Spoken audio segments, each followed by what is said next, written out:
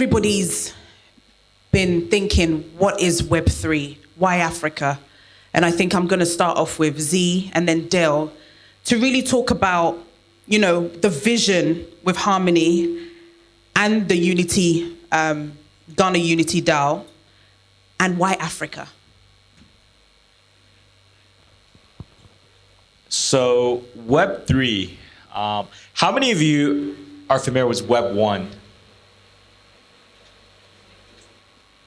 Web 2? All right. Well, hopefully Web 3 will be everyone raising their hand after the end of this conversation. Wait, Z, before you do that, Web 1, who knows Web 1? I'm going to ask somebody. I want to test them. Let's do a test. Let's pop quiz. Yeah. Web 1, first revolution of the internet. I think taking a magazine and sticking it online is how I describe Web 1. I love that answer. That's a great way to answer that question. Web 1, if I may re-summarize, it's really more about digitizing information and making it universally accessible by everyone. That's the model, that's the mission statement for Google. So a little background about myself before I kind of go in a little bit deeper about Web 3. So I joined Google around 2006. So I spent about 10 years working on Web 1 and Web 2. Web 1 was basically more about making all the world's information accessible, universally accessible through the internet. What that means is basically all of us are reading the information on the web. Google is a really good example. A lot of the news websites is very much broadcasting based. You don't really participate. And Web 2 was basically a byproduct of the mobile revolution. So meaning a lot of us are able to create information. No longer are we just reading it on the internet. For example, many of you probably participating in Web 2 because you all have Facebook account, Twitter, Instagram, WhatsApp, TikTok. These are a way for people to generate content on the internet. So it's read and write. So there are more people participating.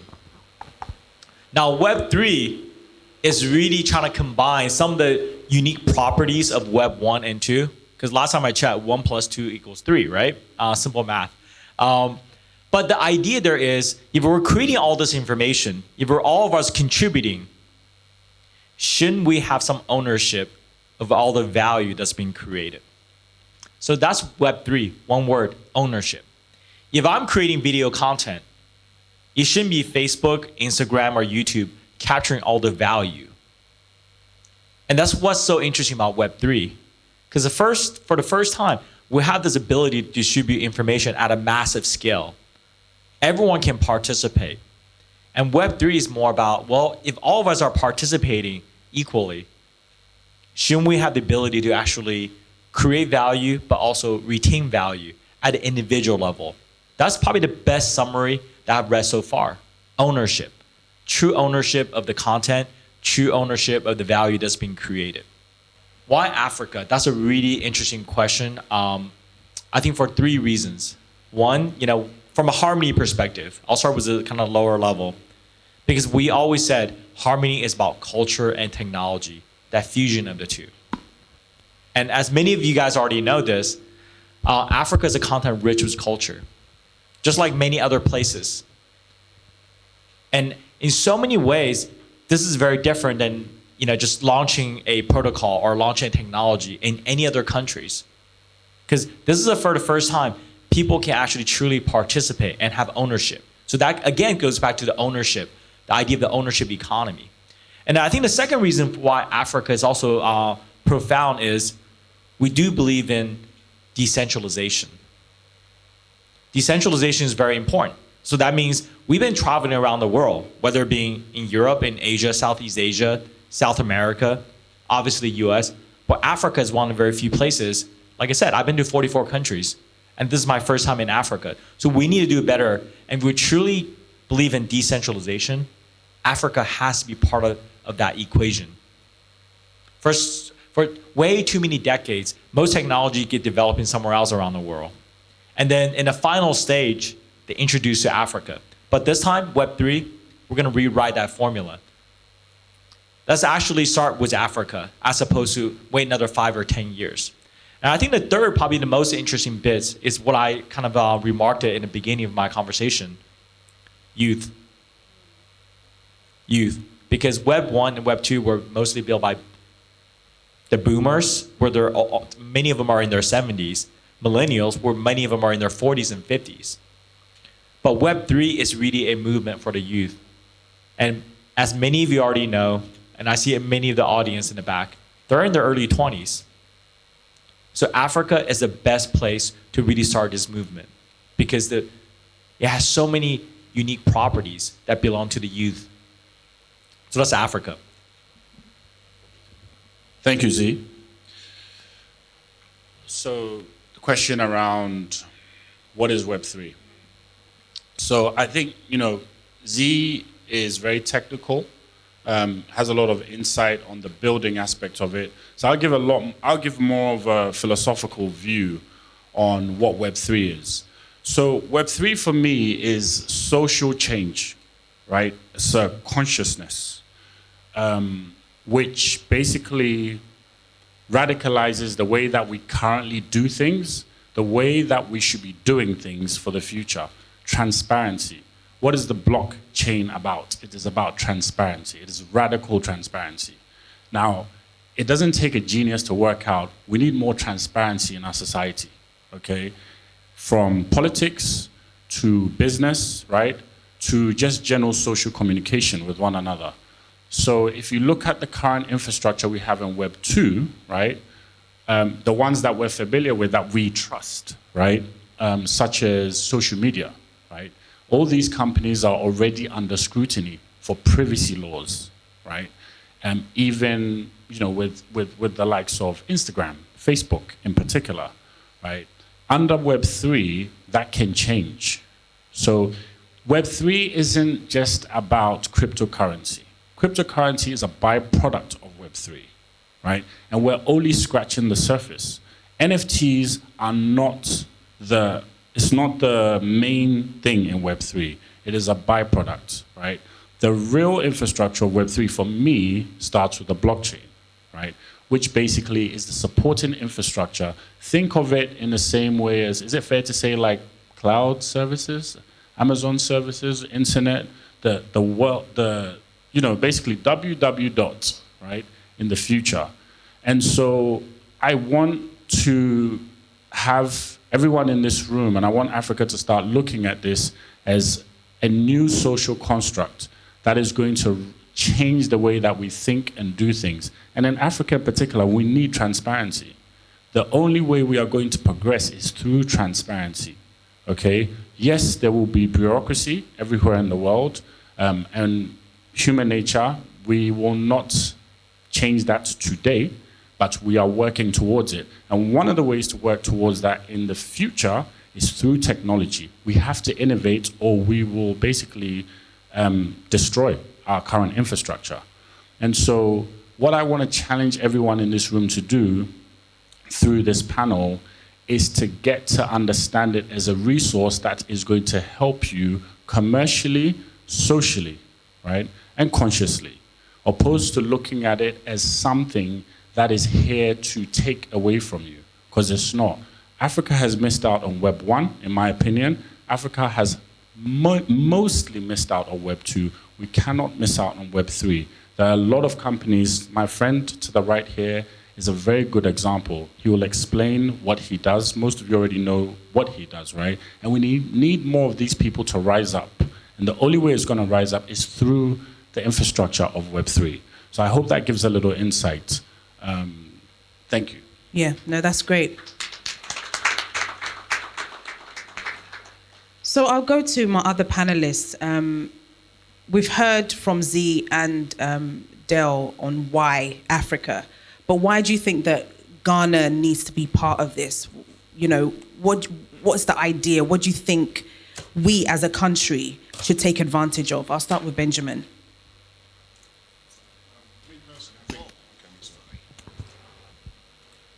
Personally, I think that the timing couldn't be better, couldn't be better for Ghana right now. We've got a very young population.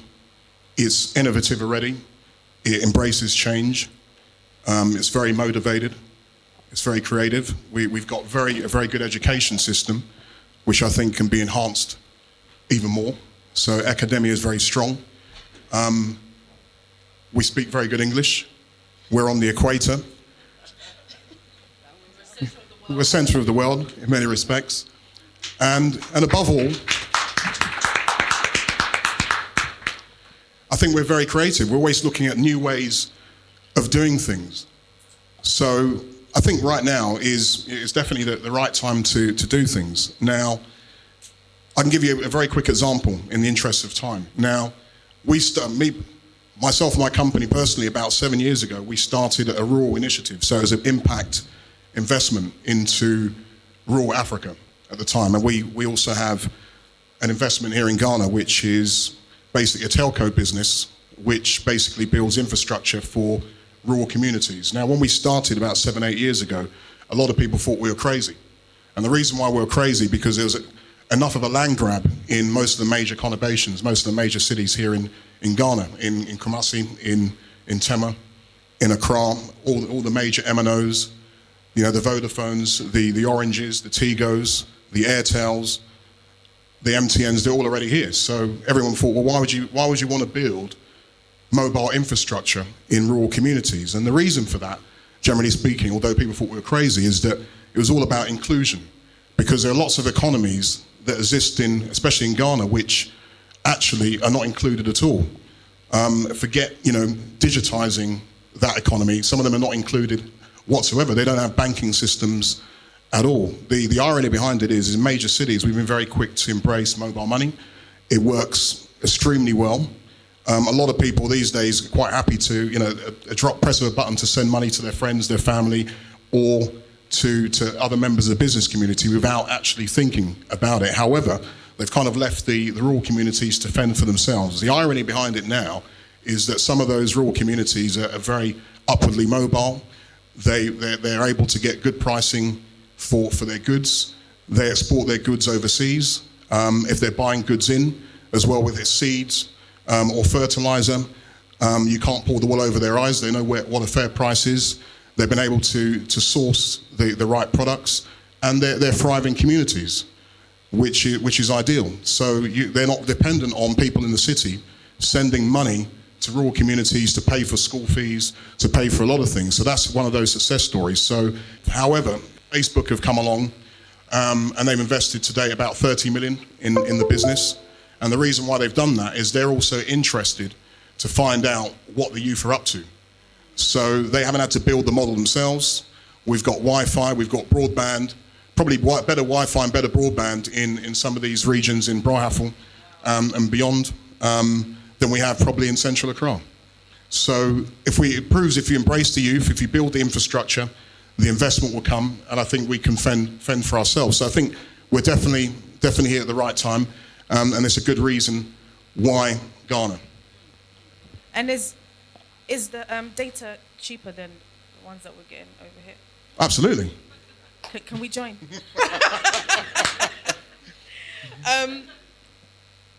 Berima, I'll go to you. Do you think Ghana's ready?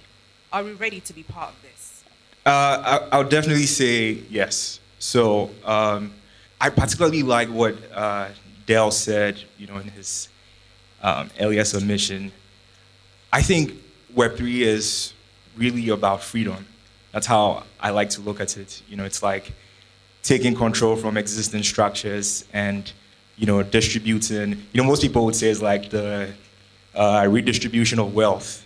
But I like to think about it in terms of like redistribution of everything, not just wealth, especially control. And for me, I'm in the startup space. I'm a technical person as well. And I personally know quite a number of people that are ready, which is exactly why I'll say we're definitely ready. There are so many people building companies in Ghana. I do think that it's, in as much as, we do have the human resource, have quite a number of smart friends that are in the Web3 space. The political environment is not, exactly ready. That has mostly been the challenge. I personally know a friend who built a company that had to leave Ghana to go build it in Nigeria because, the regulator wouldn't play nice with him. But I do think that they are definitely coming to the table, like we heard from our keynote speaker. The CBN is definitely pursuing several avenues in which, entrepreneurs like myself and all the other people building can be brought to the table to discuss how we can build the Web3 ecosystem together. I mean, since this is a Web3 conference, I'll say Web3 specifically.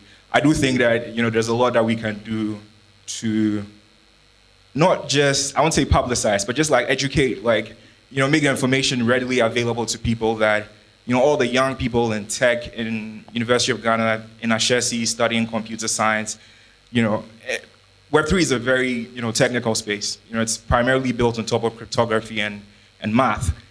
I feel like everyone's saying we missed out on Web 1, Web 2. We missed out on so much technologically. And considering how, readily available information is right now, I do believe that we can do a lot in educating, people in Ghana, in our schools, people studying computer science. We could do a lot in getting more people interested in building for the Web3 space. I will say that, just to wrap up, I will say that most people in Ghana have been introduced or were introduced to cryptocurrencies, through so many scams. So that definitely has left, a sore taste in the mouths of a lot of people. But like I told Del when we spoke initially, for me, I'm here for the builders. Cryptocurrency is not, or Web3 is not all about making money or tripling or doubling your money. There are so many interesting things that, and if it's about money for you, there are even so many interesting ways in which you could earn from the space. Not just through some of these scam deals. You could become a Web3 developer, like I am myself. You could, work as a developer advocate if you don't write code yourself. You could help a lot with the outreach and then earn from all these companies that are being built all over the world. Thank you. Andy, how does Ghana play its part well in embracing Web3?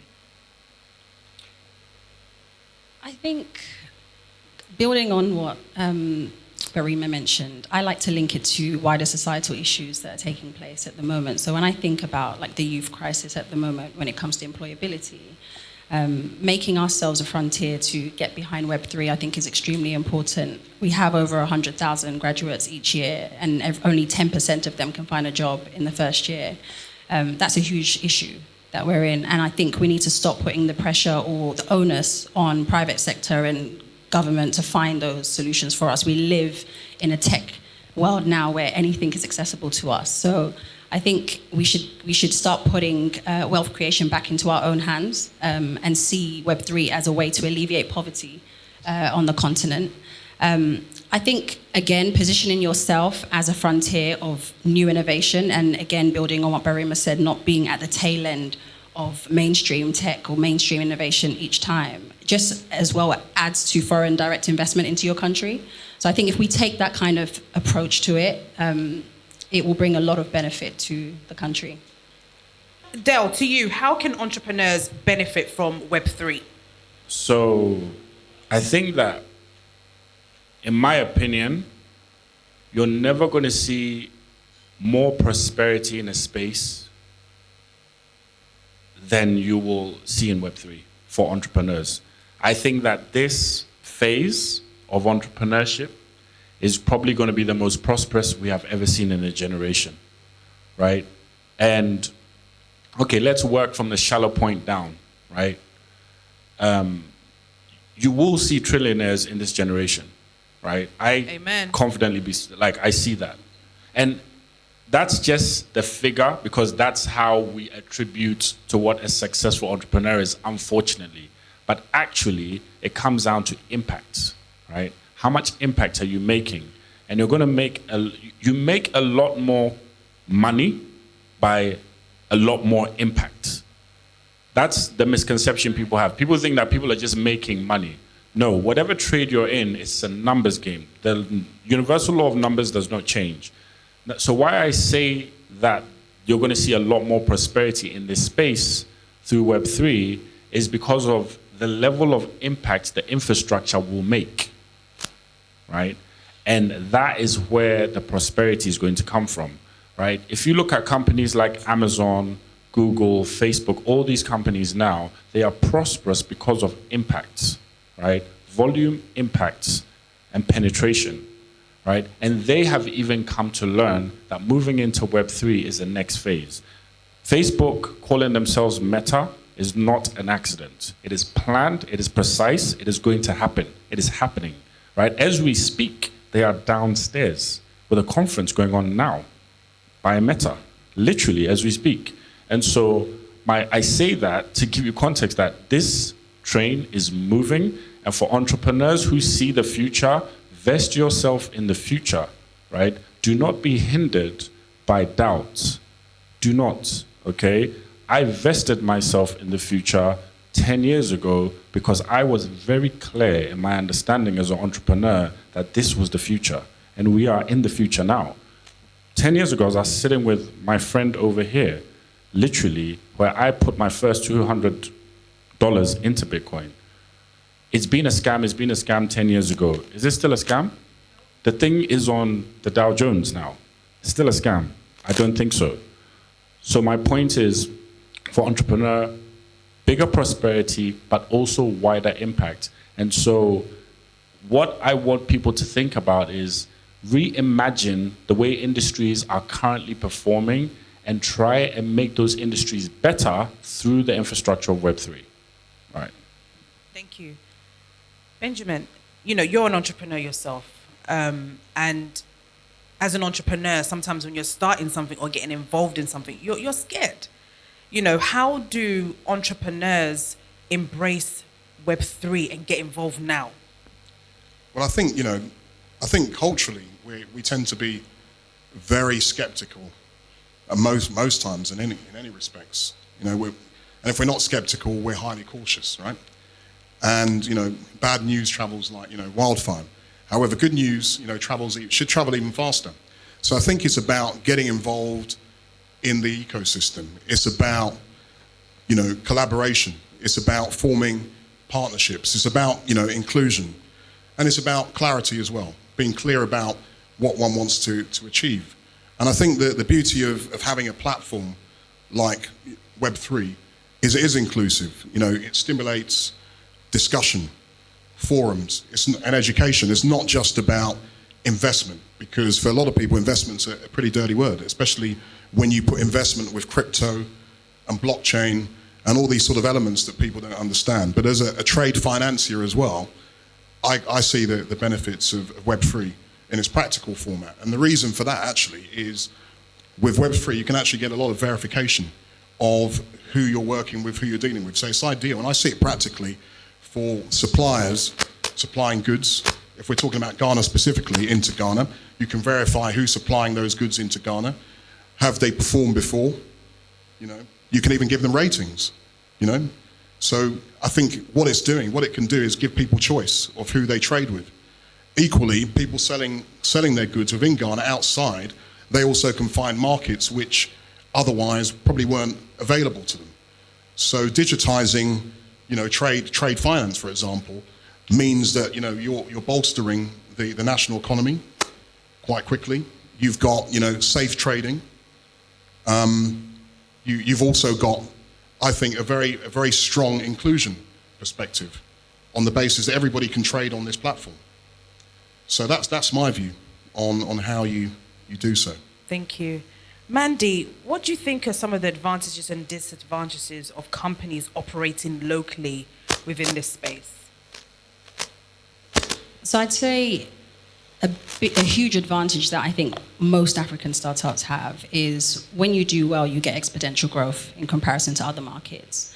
I remember we made an investment into an African fintech company, and when we first engaged with them, they were doing 1,500 monthly recurring revenue. Within literally 12 months, they were doing 100,000 monthly recurring revenue. So that's the type of growth with no extra cash injection. of anything more, not even up to £1 million. So if I compare that to, let's say, the European market, you'd need to put in a lot more capital for them to get to that point. So I think that's one of the biggest advantages that you have in Africa. When you start a digital business, you tend to have the opportunity to scale quite fast. I think the disadvantages are quite similar to what happens in other places as well, which is lack of access to capital, lack of access to knowledge and skills, and lack of access to key experts as well, and those ecosystems that you need to help you to take your business to the next levels, core introductions, etc. So I think that's kind of probably the same type of issues that they're facing. And more organizations like the DAO will help us with things like that and collaborating with other communities. Oh, can you talk more about that, the disadvantages and advantages of companies, local companies? So I think the disadvantages is probably built in commercial trauma, right? And so to the point, right, that Ben was making earlier, you think about finance in this part of the world, and we've had unfortunate circumstances where people have built pyramid schemes, right? Where, you know, they haven't put good financial instruments together, and people have lost money in a major way. It's become very public. The government has become cautious. The institutions have become cautious, right? I mean, personally, you know, I have the blessing of having a very good friend who's banking, trade finance, and she's going to hate this, but in the audience is my auntie who runs one of the biggest banks in Africa, right? And she challenges me. When I sit down at a dinner table, it is left, right, slaps until she's right there. Sorry, auntie. She'll kill me, but it's okay. And, you know, you get challenged, right? And the reason why you get challenged is because people want to make the system better. So I would say that, first of all, wrong businesses being built is a challenge. Correct legal infrastructure to support these new upcoming businesses, and resources. Another thing that I'll also say in terms of disadvantage is productivity. Why I say productivity? Africa, a whole continent, 1.5 billion people plus, circa. GDP for the entire continent, circa 2.3 to 2.5 trillion. How is that possible? 4 tech companies employing less than 10 million people, output close to $10 trillion. They are more productive than the whole continent. That is impossible, right? You cannot tell me 70% of the youth exist in this continent and we are less productive than 4 tech companies. To me, as an entrepreneur, that doesn't make any sense. So productivity is an issue. But the new companies that are coming in, the advantages are by building those infrastructures, which comes back to my point on impact. Those infrastructures that support impact and productivity are the ones that are going to scale quickly. And because Africa still remains this unknown, right, you have the freedom to build things. There's not a chance of you bringing in, mostly there will be conservatives, people being conservative, but ultimately you can put most ideas on the table, right? People want to prosper, okay? And so those for me are the advantages and disadvantages. Berma, do you want to add to that? I'd say that things are ridiculously different, and I use ridiculously because it's really funny how much you can do now as compared to a couple of years. So I currently work at a company called Float, and looking at how quickly we're able to build Float, I would say that things are very different than they were back then, and that's a huge advantage. Back then, if you wanted to build a company, you'd require a lot of technical knowledge. You'd have to find technical people, who were very few in the country, a couple of years ago. And you'd have to be faced with the Herculean task of raising a lot of money, to build a company like Float. But things are very different today. There's a lot of knowledge, there's a lot of information on the internet. There are so many young people in Africa that can write code, that can design products. They're very good marketing companies. There's like a ridiculous amount of resource in the country right now, not just in Ghana, Also because of how technology and the internet breaks down all the barriers, like you don't even have to build your company from Ghana. You don't have to build it from the US. You could be anywhere in the world and you'll be able to build a well-functioning company. I do think that the existence of these resources alone presents young people like myself and everyone here with a very unique opportunity to build something today. And the reason why it's even more ridiculously easy to build in the Web3 space is because it's permissionless. That's like one of the keywords in crypto or blockchain. It's a permissionless economy. You don't need permission from anybody. I mean, if you wanted to build a bank today, you'd have to go to the CBN. I say CBN because Float primarily works in Nigeria, and but I mean, you'd have to go to the BOG in Ghana, and you'd have to go through several other regulators. But there are certain, and I may not be allowed to say it because of and I won't mention any companies' names, so the regulator doesn't go to chase them. But there are certain young people that are facilitating an entirely different and permissionless economy on top of what we have in Ghana. Before we started Float, I was a freelancer, and I'd get paid in maybe USD or the pound. And I mean, you can imagine if you've done a job, you've been paid, you're happy. Now the challenge is how to get the money to Ghana. A couple of years ago, it would have been crazy.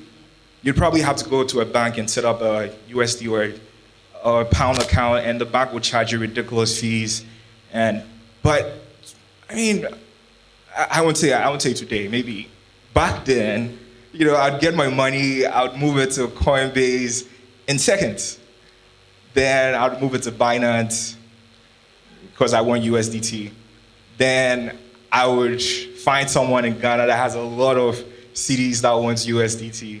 Send him the CDs. Hey, I get my money in seconds. Well, not seconds, maybe a few minutes, less than 5 minutes. In the traditional way, I would have to move my money to maybe TransferWise or World Remit. It'll take a while, and I would go to Western Union, and I'd have to go show an ID card. And I'm telling you, it's ridiculous how crazily inefficient our traditional systems are, right? If the policymakers, and it's very important, to be honest, we can't do this without policymakers. The reason why people are building in the dark is because policymakers won't play ball.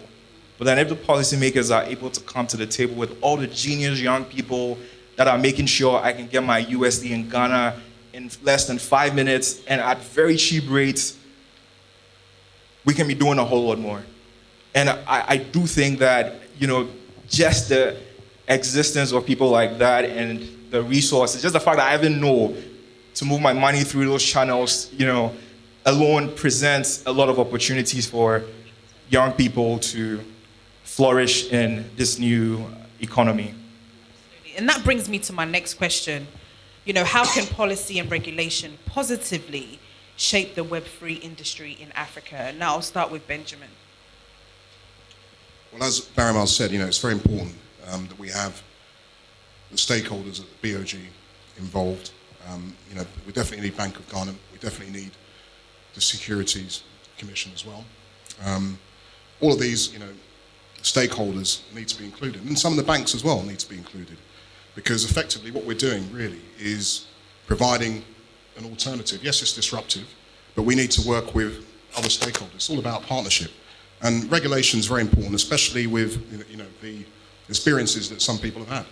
So it still involves moving money. It still involves working with money, and so people need to feel that whether it's in investments, whether it's creating businesses, that it's going to be protected, and that everybody's involved in policing the ecosystem. So I think it's not one size fits all. It's for everybody really to get involved and bring a level of innovation and be inclusive about it. So I think I think we can't get away from regulation. It can't be the Wild West. There still needs to be some barometers. There still needs to be some parameters and some barriers to entry. It's not do what you want. So we need that, and I think with that we'll take away some of the fear factor that we still have, some of the caution and cynicism that we experience. So I think long answer to a short question is, I think it's about working together with various bodies, and that includes the engineers as well. That includes people that are going to be operating on the web, on Web3, the ecosystem, and basically building something that works for everybody, so that everybody's happy. Fantastic. And I think my last question, which will go to everybody on the panel, unless you wanted to add anything, Mandy. The only thing I would add is Cambridge University did a really good report on what they call rewiring the economy. And they basically described governance or policymakers as the ones that basically set the conditions for the playing field. And then you have finance, which is the fuel, and business is the engine. So if we look at it from that perspective, it's key for us to thrive in this environment if we set the conditions right. Thank you so much. What would a successful Web3 industry in Ghana look like in the future? Z first. So I'll do a simple story, right? So I myself am a second generation immigrant in the US. So my parents, I think they immigrated to the US in the late 70s. So I was a second generation immigrant. So I grew up in the US, educated in the US. Took my first job at McKinsey, then Google. So it wasn't the first time until I visited China in 2015 when I quit Google after 10 years. So what I saw was basically that whole economy completely lapsed US in terms of technological adoption. So how many have you actually been to China, just out of curiosity? Or, okay, I see some hands raising up, right? So success in so many ways, from the relationship between the economic and technology development, is actually about not just replicating what US has done or what Europeans have created. It's actually bypassing a whole stage of evolution. And then also kind of creating a new economic engine. So for example, China now is known as the factory of the world. Even though there has been decoupling about the global economy, but it has become the de facto factory of the world. And they were the first one to really adopt this idea of money and commerce could be integrated in a form of social conversation, in the form of WeChat. So for Ghana, my hope is in 5 years, right? Like I said, we have a $300 million ecosystem fund, and the Ghana Unity DAO is the first one to really receive $1 million of contribution, not in the form of investment, but just really a contribution to the local economy, which is, I'm more excited about seeing things that I hadn't even thought of. Because hopefully the takeaway from today's conversation is not, what have you guys done in Silicon Valley? Or what have you guys done in LA or New York? Because the adoption in the local market is going to be very, very different. It's not going to be the same. You guys have very different needs and wants. In the more developed economies, there has been this ongoing trend for the past 20 plus years about dematerialization in the US. Meaning, if you talk to a lot of the teenagers, they're less mindful, they care less about acquiring physical goods. And that's an ultimate luxury in the US. As I mentioned, for a couple of weeks ago, when we went to these physical events, the younger generation in the Western market, more developed markets, they care more about the experience. Whether going to a concert or or less about buying the latest Nike or Apple products. It's about what they can do with those products, creating. So it's really more about the creator economy.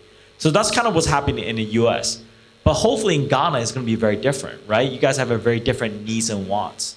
I think it's fair to say the local economy in different parts of Africa is not going to go through the same dematerialization because there's still a lot of poverties around. So what Web3 enables is going to be very, very different in this particular context. So what I'm hoping is, if I do come back, if you guys will have me back, and the various next trip, the trip after, is hearing new ideas.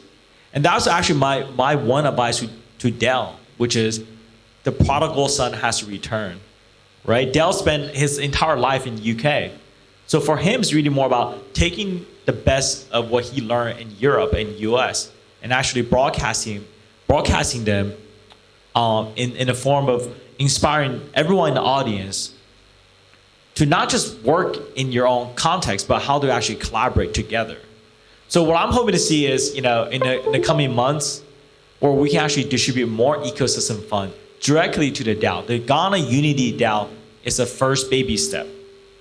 Hopefully we'll contribute more, whether it be in the form of bigger grants. We do have these grants at either $10,000, $50,000, $100,000. And hopefully many of you in the audience can apply.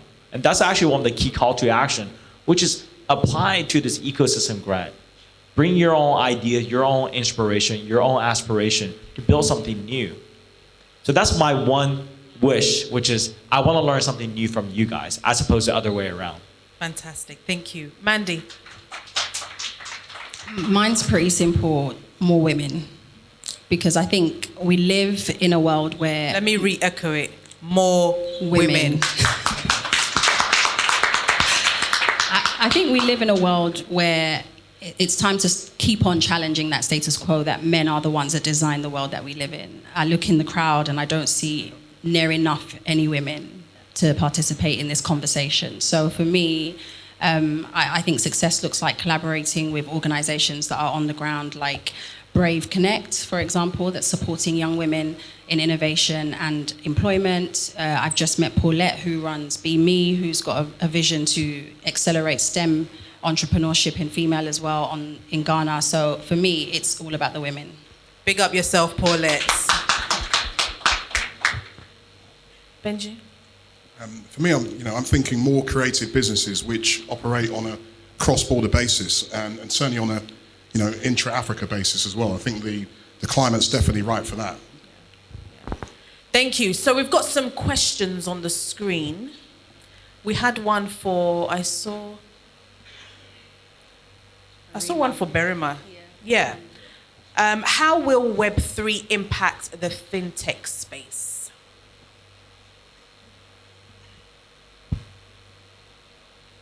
So Web3 is already a very big part of the fintech ecosystem today. So maybe in Ghana, not so much, but in Nigeria, I think Nigeria is actually the most interesting space for Web3 today. The use cases are insane, and maybe not just the use case, the impact. So in Nigeria, where the central bank has a tight hold on the USD, to control the performance of the naira.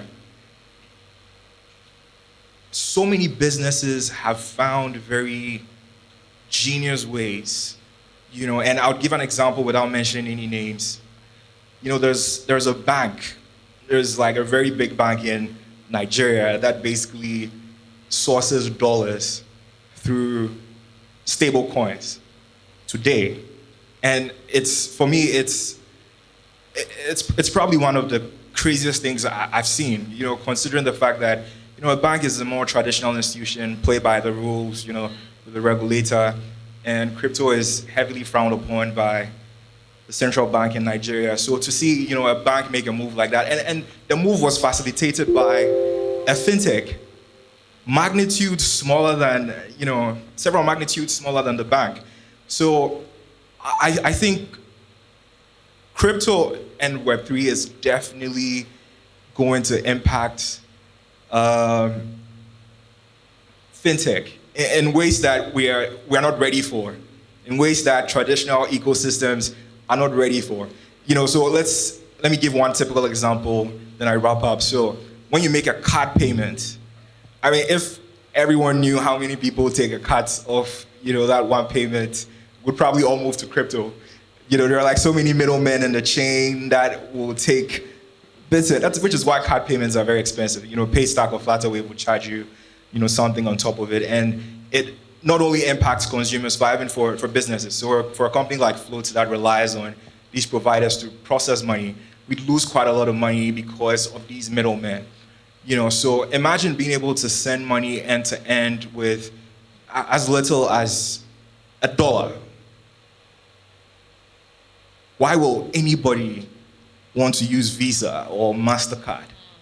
You know what I mean? So the answer to that question alone should answer the question of how Web3 is going to impact the fintech space. Thanks. Thank you. Mandy, you have a question. Who is funding Web3 entrepreneurs? I guess it's Ghana Unity DAO.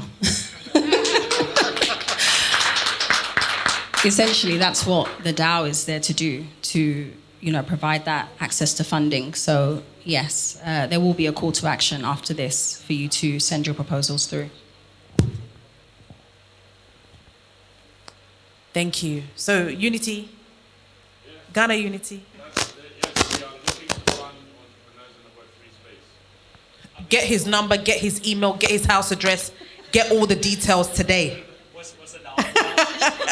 Okay, so I'll repeat. We are going to be funding entrepreneurs in the Web3 space. And so we'll be making an announcement on how to do that going forwards. This is not the end. This is the beginning. Fantastic. Okay, to Z, where does one go to connect with other Web3 entrepreneurs? So I'll answer in two ways, right? Number one, GhanaUnityDAO.org, right? Woo-hoo! So remember that. That's probably your fastest way. The second way to really think about is really, I talked to Dell about this. The goal is for the next 5 years, we're hoping to create 10,000 DAOs, right? So what that means for many of you in the audience, we just give away $1 million to Dell, to his DAO, the Ghana Unity DAO. But if you go to harmony.1/DAO, we actually have an application form. So we're hoping that many of you in the audience will formulate your own DAO, right? And we'll be funding these in various different dollar amounts. It could be $5,000 or $10,000. Even the two camera guys over here, Danny and Adrian, they were in Brazil just about a month ago.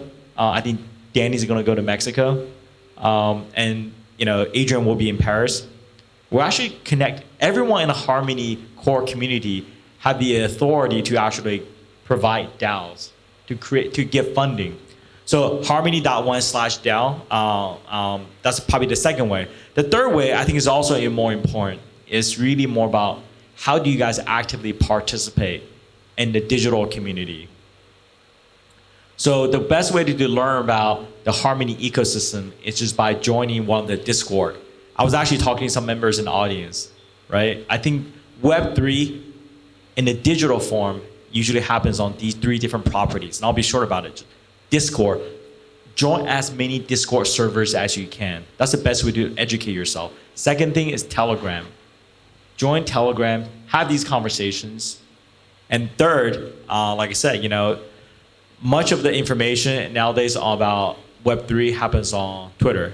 So Elon just took it off private. So hopefully you'll see a lot more information about Web3 on Twitter. So those are the 3 ways to learn more about Web3, how you guys can contribute directly. Thank you. So I think the next question is for you, Dell. What are some of the strategies Ghana Unity DAO going to employ to introduce Web3 to the populace? So that will be through our pillars. We have 3 main pillars. Education, which is going to be very key, because with anything that's innovative, you first need to give context, right? Knowledge, for people to understand what they are going to be getting themselves involved in, and for people to be equipped with the right resources to be able to build the kind of things we're hoping to see in the next few years or decades to come. So education is going to be critical. I say that that is actually number 1, right? That's the purpose of even this conversation right here. Following that, community, all right? Community building is going to be very, very important. As I said in the very beginning, my superpower, thus I have the S on my chest, is connecting with humans, right? Connecting with humans is critical. Every business functions on human connectivity. So community building is going to be a key part, right, to expanding this. We want to meet new people. We want to understand more about how the ecosystem is functioning in Ghana in order to make accurate, progressive decisions. And then the third is economic impact. there must be prosperity in the continent. I believe that Ghana has a very, very big chance. So do all the other countries. But economic impact, the end goal has to be economic impact. When there is economic impact, there are resources. When there are resources, there's progress, right? And then we can all start to see Ghana and Africa start to move towards the vision that we imagine and dream of. That's not going to happen without economic impact. You know, there's so many things that need solving. There's so many things that are already doing very well in the country. So those are the 3 pillars, and that's how we intend to engage with the population at large. Thank you so much. I hope you've enjoyed the panel, the first panel for today. Big thank you to Z, Dale, Berima, Benjamin, and the fabulous Mandy.